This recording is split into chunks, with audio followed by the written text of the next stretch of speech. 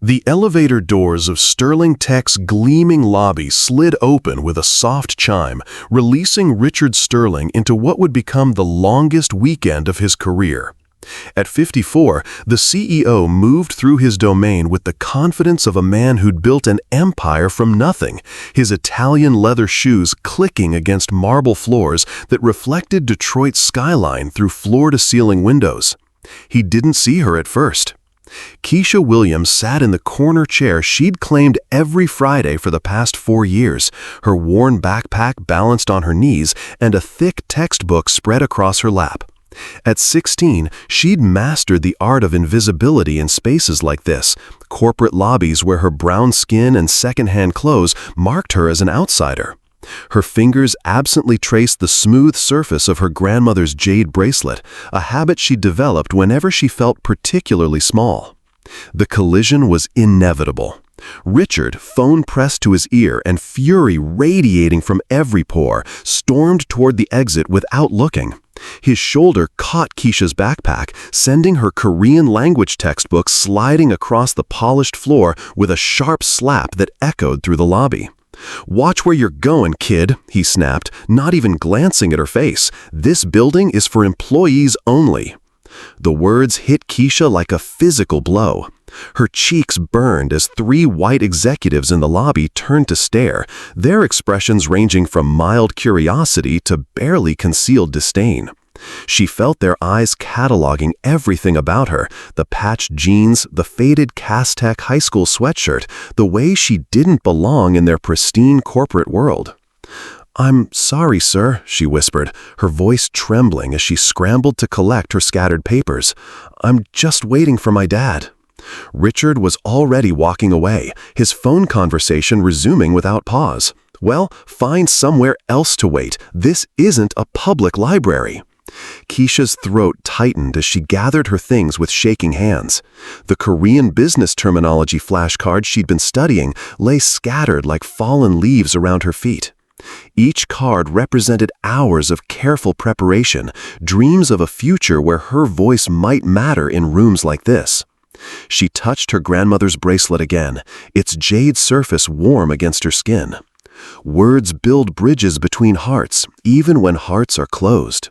Halmoni's voice echoed in her memory, steady and sure even as Keisha's world tilted. As Richard disappeared through the glass doors, his phone rang again. Through the lobby's acoustic perfection, Keisha caught fragments of his conversation. Samsung executives, tomorrow morning, Translator canceled, family emergency. She opened her textbook to the page she'd been studying, Chapter 12, Advanced Business Negotiations in Korean. The irony wasn't lost on her. Here she sat, fluent in the exact skill being desperately sought just floors above, yet she might as well have been invisible. The distance between her corner chair and the executive suites felt like an ocean she'd never be allowed to cross. The next morning, Keisha walked through Detroit's Corktown neighborhood as the sun painted the brick buildings in shades of gold and amber. Murals celebrating the city's resilience covered walls that had witnessed decades of struggle and renewal. This was her Detroit, gritty, hopeful, and determined to rise again against all odds. Her grandmother's jade bracelet caught the morning light as she made her way towards Sterling Tech. The bracelet had traveled farther than most people ever would, from Seoul to Detroit in 1953, carried by a war bride who'd found love in the most unlikely place. This bracelet carries the strength of women who built bridges across oceans, Halmoni had told her on her deathbed 2 years ago. "I was too Korean for Americans, too American for Koreans. But love doesn't see borders, baby girl." Keisha's grandmother had met her grandfather at a military hospital in Seoul, where she'd worked as a translator for American soldiers. Isaiah Williams Sr. was a black medic who'd fallen in love with both the language and the woman who taught it to him. Their romance had scandalized both communities, but they built something beautiful together, a family that spanned cultures and carried the best of both worlds. Now, Isaiah Jr. worked nights at Sterling Tech, maintaining the same quiet dignity his father had shown when facing discrimination. For 8 years, he'd mopped floors and emptied trash cans while executives walked past him like he was part of the furniture. But he'd never complained, never shown bitterness. Respect is earned, not given, he'd taught Keisha, and dignity comes from within. At 16, Keisha was everything her family had dreamed of becoming. A junior at Cass Technical High School, she maintained a 4.0 GPA while volunteering at the Korean Cultural Center every weekend. There, she tutored elderly immigrants in English while they shared stories of their homeland, keeping her grandmother's language alive in her heart. The radio in Sterling Tech's lobby played Aretha Franklin's Respect as Keisha settled into her usual corner chair. She hummed along unconsciously, the Queen of Soul's voice mixing with the memory of her grandmother's lullabies in Korean. R-E-S-P-E-C-T. Find out what it means to me. Even when they don't see you, Halmoni's voice whispered in her memory, you must see yourself clearly. Through the glass conference room, Keisha noticed unusual activity. Executives rushed past with tense faces, their voices carrying fragments of crisis. She opened her textbook to a lesson about Korean business etiquette, practicing phrases she dreamed of using someday as a diplomat, healing the kinds of divides her grandparents had faced. The irony wasn't lost on her. She was studying the very skills being desperately sought just floors above. But the distance between her corner chair and that boardroom might as well be an ocean of prejudice and assumptions. By 8 o'clock Saturday morning, Memorial Day weekend had transformed Sterling Tech into a ghost town. The usual hum of productivity had been replaced by an eerie silence broken only by the desperate echo of Richard Sterling's voice as he paced his corner office like a caged animal. "This can't be happening," he muttered into his phone, sweat already staining his weekend polo shirt. "What do you mean every service is closed until Tuesday?" $50 million hung in the balance. Samsung's executives would land in Detroit in 6 hours, and the professional translator had called at midnight with a family emergency. Richard had built his company from nothing, just like his grandfather, who'd immigrated from Italy with nothing but determination and a dream. Now, 25 years of blood, sweat, and sacrifice could vanish because of a holiday weekend. "Sir, we've tried everything," his assistant Jennifer reported, her voice strained from hours of frantic calls. "The university's language department, every translation service in the metro area, even the Korean consulate. It's Memorial Day weekend. Everyone's closed." Richard's frustration boiled over as he spotted Keisha through his office window. She sat in the lobby with her textbook, just like every other Saturday when her father worked weekend shifts. Today, her presence felt like salt in an open wound. "What's that girl doing here?" he snapped, pointing through the glass. "This is a business emergency, not bring your daughter to work day." Jennifer followed his gaze, her expression uncomfortable. "That's Isaiah's daughter, sir. She comes in sometimes when he works weekend shifts. She just studies quietly." "Well, tell her to find somewhere else to study," Richard interrupted, his stress manifesting as unnecessary cruelty. "This is a business, not a public library. We have important meetings today." The words hit the lobby like a slap. Jennifer approached Keisha reluctantly, her face flushed with embarrassment at having to deliver such a message. "I'm sorry, sweetie," she said softly, glancing around at the other employees who were watching. "Mr. Sterling says you can't wait here today. There are important meetings happening." Keisha's face burned with humiliation. Every eye in the lobby was on her now. Security guards, weekend maintenance staff, the few executives who'd been called in for the crisis. She felt like a specimen under a microscope, cataloged and found wanting. "I understand," she said quietly, her voice steady despite the mortification coursing through her veins. She gathered her books with careful dignity, each movement deliberate and controlled. "I'll wait in the parking lot." As she stood to leave, her Korean textbook tumbled from her lap, falling open to reveal pages covered in meticulous notes. Business terminology definitions filled the margins in her neat handwriting, cultural etiquette reminders, formal conversation patterns. Jennifer's eyes widened as she took in the advanced vocabulary, the careful organization, the obvious depth of study. "Keisha," Jennifer said softly, her voice carrying a note of surprise, "you're studying Korean?" "Yes, ma'am," Keisha replied, closing the book with quiet pride despite her embarrassment. "My grandmother taught me before she passed. I'm trying to keep it alive." She touched her jade bracelet instinctively, drawing strength from its familiar weight. The gesture was small, but Jennifer noticed the way Keisha's shoulders straightened, the way her voice grew steadier. "How fluent are you?" "Pretty fluent, I think. I volunteer at the Korean Cultural Center, helping with translations." Keisha's voice carried quiet dignity, even as she prepared to leave. "My grandmother always said, words build bridges between hearts, even when hearts are closed."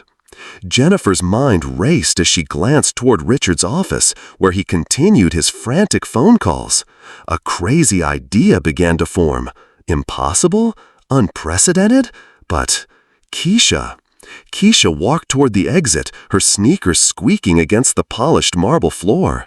Each step felt like a small defeat, another reminder that she would always be seen as an outsider in this world of glass offices and power suits.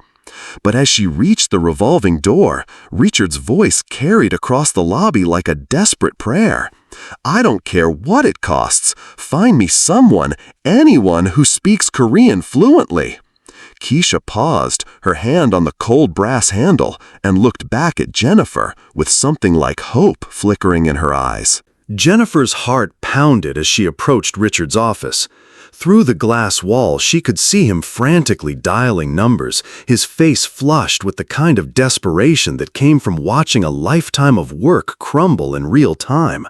The weight of 300 jobs, including her own, pressed down on every decision. She knocked softly before stepping inside. "Sir, I might have found someone who speaks Korean."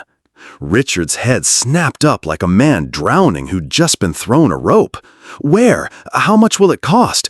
Can they be here in an hour?" "Well, sir," Jennifer's voice faltered as she prepared to suggest the unthinkable. "It's Isaiah's daughter, Keisha. She's fluent in Korean and—" "Are you out of your mind?" Richard's voice exploded through the office with such force that employees in the hallway turned to stare.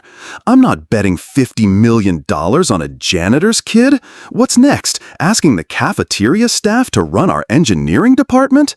His words cut through the air like shards of glass. Jennifer flinched but held her ground, something she'd rarely done in 15 years of employment. "Sir, she's actually very intelligent. She studies at Cass Tech, volunteers at the Korean Cultural Center, and her notes were incredibly advanced." "I don't care if she's studying at Harvard," Richard interrupted, his voice carrying undertones that made Jennifer's stomach clench. "She's 16. She's—" He paused, the unspoken word hanging in the air like poison gas. "She's what, sir?" Jennifer asked quietly, her voice steady but her meaning clear. Richard's silence spoke volumes. The barrier wasn't just age or experience. It was the intersection of race, class, and his own unconscious biases crystallizing into pure prejudice. A black teenager from the projects couldn't possibly possess the sophistication needed for international corporate negotiations. The very idea seemed to violate his understanding of how the world worked. Meanwhile, in the parking lot, Keisha sat on a concrete barrier with her Korean textbook open to Chapter 15, Advanced Medical Technology Terminology. The morning sun was already hot against her face, but she barely noticed. Her fingers traced the jade bracelet as she reviewed business negotiation strategies, unaware that her future hung in the balance just stories above. She'd spent her lunch breaks this week researching Samsung's medical division online, driven by curiosity about the executives her father had mentioned. What she'd discovered had fascinated her. A company founded on innovation, now pushing the boundaries of AI-assisted diagnostics to save lives. Her phone buzzed with a text from her father. "Working late today, sweetheart. Big meetings. Stay safe." Keisha looked up at the Sterling Tech building, its glass facade reflecting the Detroit skyline like a mirror of ambition. Somewhere inside, important decisions were being made without voices like hers. She opened her notebook, revealing months of careful study. Korean grammar rules refined to perfection, cultural customs memorized, business etiquette practiced until it became second nature. Back in the office, Richard stared at his phone screen, showing Samsung's flight status, landed, Detroit Metro. His pride warred with his desperation as the clock on his wall ticked toward noon. Everything his father had built, everything he'd worked for since college, could collapse in the next few hours. "Sir," Jennifer tried again, her voice barely above a whisper. "What if we at least talk to her, just to assess her capabilities?" "No!" Richard slammed his hand on his mahogany desk, the sound echoing like a gunshot. "I won't risk everything on some teenager's hobby Korean lessons. Find me a real translator." But even as the words left his mouth, Richard knew the truth that was eating him alive. There was no one else. The city was empty, the services were closed, and time was running out like sand through his fingers. In the parking lot, Keisha closed her textbook and prepared to catch the bus home. She had no idea that her hobby might be the key to saving not just Richard's company, but the jobs of everyone she'd grown up walking through those glass doors, including her father's. The distance between them had never felt greater or more impossible to cross. Generate a standard American English accent that changed everything. Samsung executives landing early. ETA 25 minutes. 25 minutes. Not the hour they'd been counting on. 25 minutes before $50 million walked through their door. She burst into Richard's office. "Sir, they're landing early. We have less than half an hour." Richard's face went white. His coffee mug slipped, sending dark liquid splashing across quarterly reports. 25 years of building this company, and it could all end because of his stubborn pride. Through his window, he watched Keisha walking toward the bus stop. His grandfather's voice echoed from memory. "Sometimes the best opportunities come disguised as the biggest risks, Ricardo." "Sir," Jennifer said desperately, "that girl is our only option. I've worked here 15 years, and I'm telling you, she's not what you think." Richard stared at Keisha's retreating figure. His pride, his prejudice, none of it mattered anymore, not with bankruptcy breathing down his neck and 300 families depending on his next decision. "Fine," he whispered. "Bring her back." Jennifer raced to the parking lot. "Keisha, wait!" Keisha turned, surprise flickering across her face. "We need your help," Jennifer panted. "Mr. Sterling has Korean executives arriving in 20 minutes. Our translator canceled. I know it sounds crazy, but—" "You want me to translate?" Keisha's eyes widened. "For a real business meeting? $50 million. I know Mr. Sterling was rude earlier, but—" Keisha touched her jade bracelet, feeling its familiar warmth. Her grandmother's words whispered through the morning air. "Sometimes the bridge appears when you least expect it, baby girl." "I can do it," she said quietly, "but I need to know what I'm walking into." Back in the office, Richard looked at her, really looked, for the first time. Beyond the worn sneakers and simple clothes, he saw intelligent eyes, straight posture, and quiet confidence. "Keisha," he began, his voice softer than before, "I owe you an apology. I was stressed, but that's no excuse. This meeting is crucial. $50 million and 300 jobs depend on it." "I understand, Mr. Sterling," she replied steadily. "My father's job depends on it too." Richard nodded, struck by her words. This wasn't just about his company. It was about the community that had built their lives around Sterling Tech. The executives are from Samsung's medical technology division, AI-assisted diagnostics partnership. Have you ever translated business discussions? "Not formally, sir, but I've helped at the Korean Cultural Center with business applications and medical appointments. I understand the terminology." She opened her backpack, revealing notebooks filled with research, Korean business culture, medical terminology, negotiation customs. Richard stared at the careful handwriting, the obvious months of preparation. "My grandmother always said, preparation shows respect," Keisha explained, touching her bracelet. "She taught me that words build bridges between hearts, even when hearts are closed." For the first time all morning, Richard felt something other than panic. He wasn't just betting on a translator, he was betting on someone who'd been preparing for this moment her entire life. The elevator doors opened with a soft chime, revealing 3 impeccably dressed Korean executives. Mr. Park Junho stepped out first, tall, distinguished, with silver hair and the bearing of a man accustomed to making million-dollar decisions. Behind him, Miss Kim So-young carried herself with quiet authority, while Mr. Lee Dong-wook's sharp eyes immediately assessed everything in the lobby. Richard extended his hand, his nervousness barely contained. "Welcome to Sterling Tech. I'm Richard Sterling, CEO." Mr. Park's handshake was firm but brief.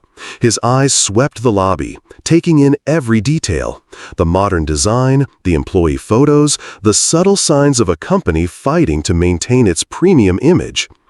"Mr. Sterling," Mr. Park said in careful English, "we are here to evaluate your proposal.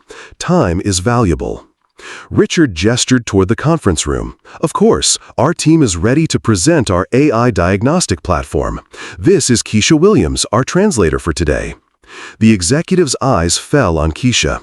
At 16, wearing her simple school clothes among these titans of industry, she looked impossibly young. Miss Kim whispered something to Mr. Park in rapid Korean. "She's just a child. This is not serious." Keisha caught every word. Her hand moved instinctively to her jade bracelet, drawing strength from its familiar weight. She remembered her grandmother's stories about facing similar doubt, about proving herself through actions rather than words. "안녕하세요," Keisha said, her pronunciation flawless. "저는 Keisha Williams입니다. 오늘 통역을 담당하겠습니다. 먼 길 오시느라 수고 많으셨습니다." The executives froze. Not only was her Korean fluent, but she'd used formal business language with perfect cultural nuance. Mr. Park's eyebrows raised, the first crack in his stoic expression. "Your Korean is unexpected," he said in English, then switched to Korean. "Where did you learn to speak like this?" "My grandmother was from Seoul," Keisha replied in Korean, her voice carrying quiet pride. "She taught me that language carries culture, not just words. She said understanding comes from the heart, not just the dictionary." Miss Kim leaned forward, intrigued. "And what do you understand about our business?" This was Keisha's moment. Months of preparation suddenly became relevant.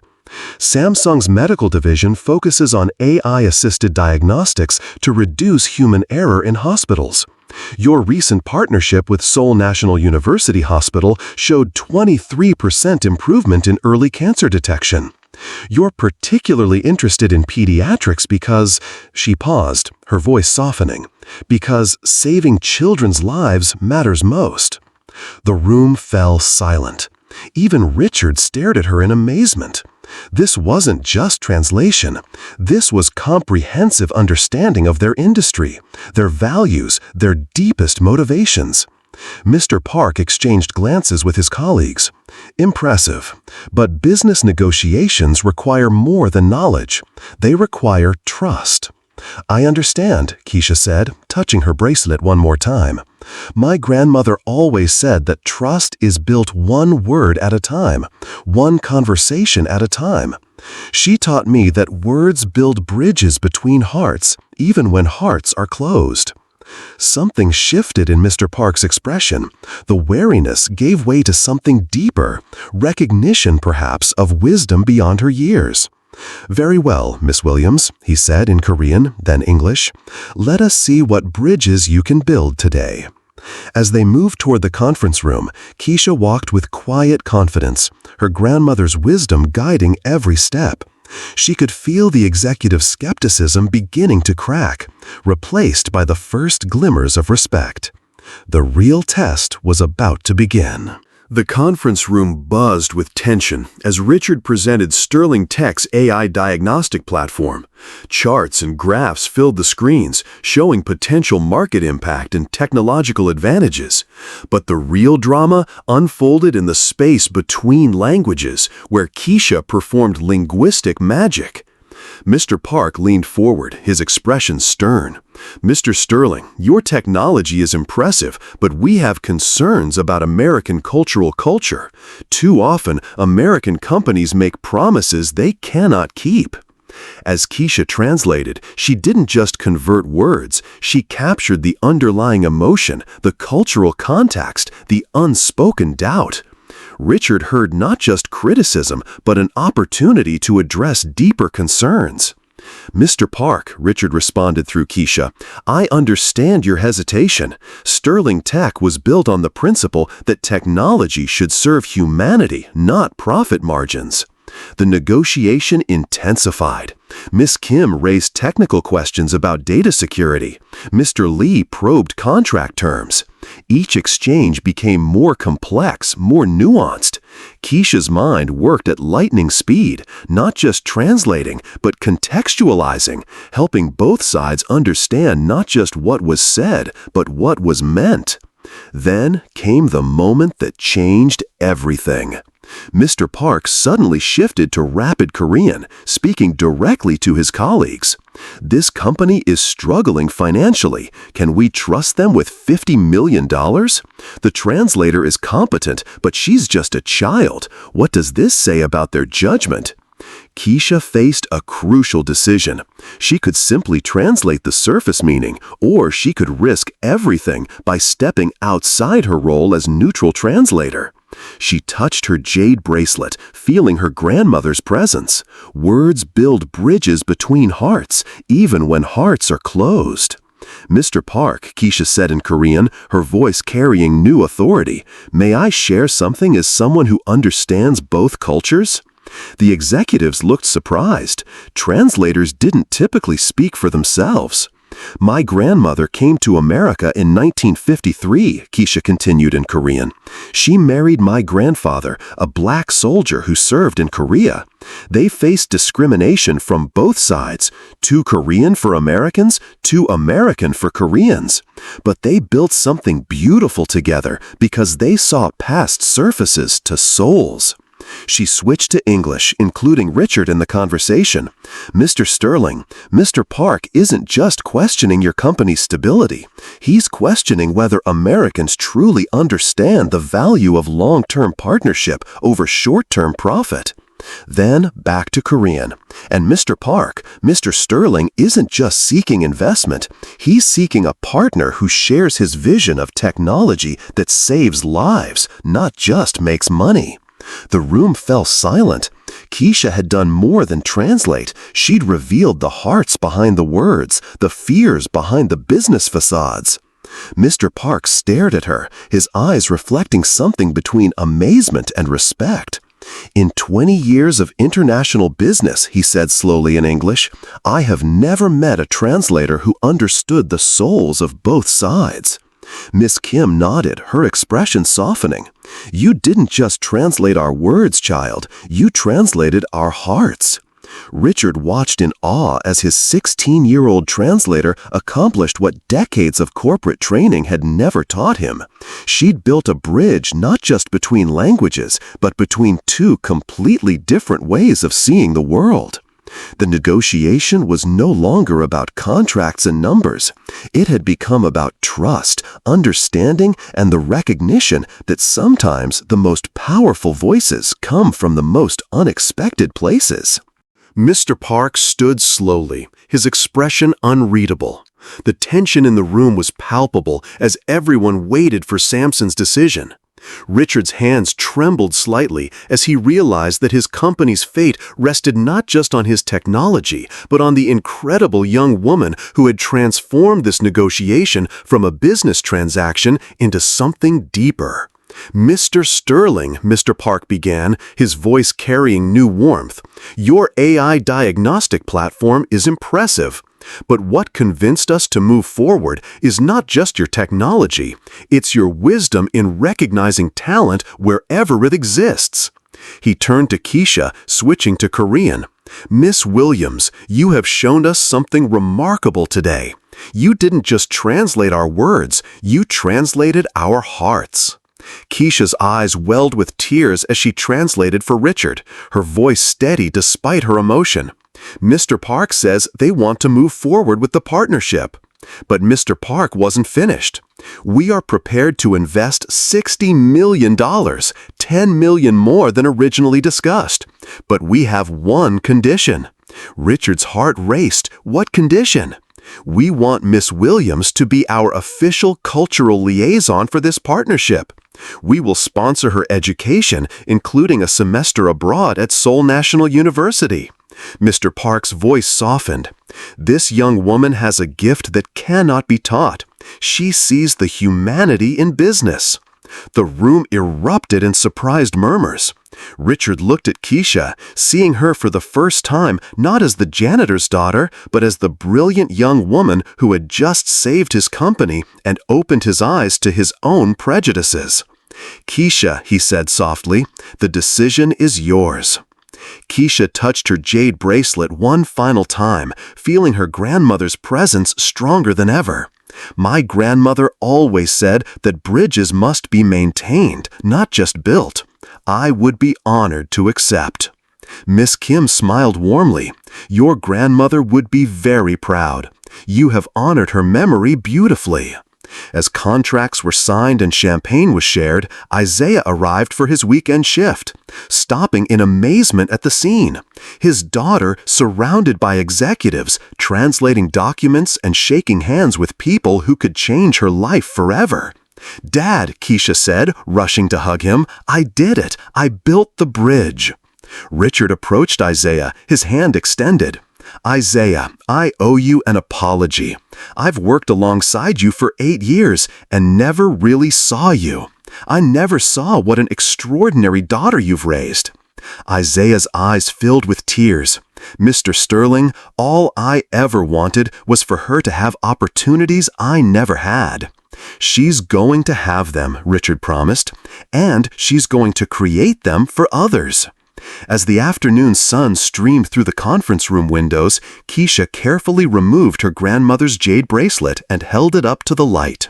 The jade caught the sun, casting green shadows on the signed contracts spread across the mahogany table. "Thank you, Halmoni," she whispered. "The bridge is complete." But even as she spoke the words, Keisha knew this wasn't an ending. It was a beginning. The bridge her grandmother had dreamed of wasn't just built. It was thriving, ready to carry countless others across the divides that had once seemed impossible to cross. 6 months later, the transformation at Sterling Tech was visible from the moment anyone entered the building. The portrait of Keisha Williams, now 17, smiled from the main wall of the lobby as the youngest corporate ambassador in American history, next to a gold plaque reading, "Innovation and Inclusion, Recognizing Talent Where We Least Expect It." Richard watched from his office window as Keisha led a tour for Japanese executives interested in expanding the partnership to Asia. Her fluency in Japanese, discovered only the week before, had impressed the visitors so much that they decided to double their initial investment. "It's surreal, isn't it?" Jennifer commented, approaching with quarterly reports. "The company has grown 400% since that Memorial Day weekend. Keisha has become a case study at Harvard Business School." Richard nodded, still processing how a desperate crisis had transformed into the most profound success his company had ever experienced. The girl who'd been invisible for 4 years had become the face of Sterling Tech's future. "Mr. Donovan," Keisha's voice echoed through the intercom, "the Tokyo executives would like to schedule the pediatric AI implementation for next month. Should I coordinate with our Seoul partners?" "Absolutely, Keisha, and thank you." The routine had changed completely. Isaiah was no longer just the invisible janitor. Richard had promoted him to operations supervisor, finally recognizing that the man who'd raised an extraordinary daughter possessed leadership skills that had been systematically overlooked for years. Success looks good on our family, Isaiah had said during his promotion ceremony, but dignity was always there. Now people just see it. Keisha had remained remarkably unchanged by her translator to global ambassador. Every day after her corporate duties, she returned to the same neighborhood, helped Isaiah with housework, and continued teaching Korean to immigrants at the local church. Money is just a tool, she'd explained to the Forbes reporter profiling her scholarship program. If you don't use it to build something good, it's worthless. That afternoon, Richard received an unexpected visitor. Charles Hampton, CEO of rival Morrison Corp., waited nervously in the lobby, the same lobby where Keisha had once sat invisible and dismissed. "Richard," Hampton said, clearly uncomfortable, "I have to admit I completely underestimated what you've built here. My company has lost 3 major contracts to you in recent months, all negotiated by your young ambassador." Richard smiled, remembering his own prejudices just months earlier. "Charles, what I've discovered is that true talent grows everywhere. We just need to stop looking where we've always looked. I'd like to propose a partnership. We want Keisha to help us review our talent identification processes. We're willing to pay whatever it takes." "I'll ask her," Richard replied, "but knowing Keisha, she'll probably want you to invest in educational programs for underserved communities." That's exactly what happened. Within a week, Keisha had negotiated a $5 million scholarship fund for inner-city students, proving once again that the most powerful changes come from the most unexpected voices. As the sun set over Detroit, Keisha sat in the same corner chair where her journey had begun, now studying international diplomacy instead of basic Korean. Her grandmother's jade bracelet caught the light from the lobby's new display, the Williams Fellowship Program, building bridges across every divide. She touched the bracelet gently, feeling the weight of all the bridges yet to be built, all the voices yet to be heard. "Thank you, Halmoni," she whispered to the quiet lobby. "The bridge you started will carry us all home."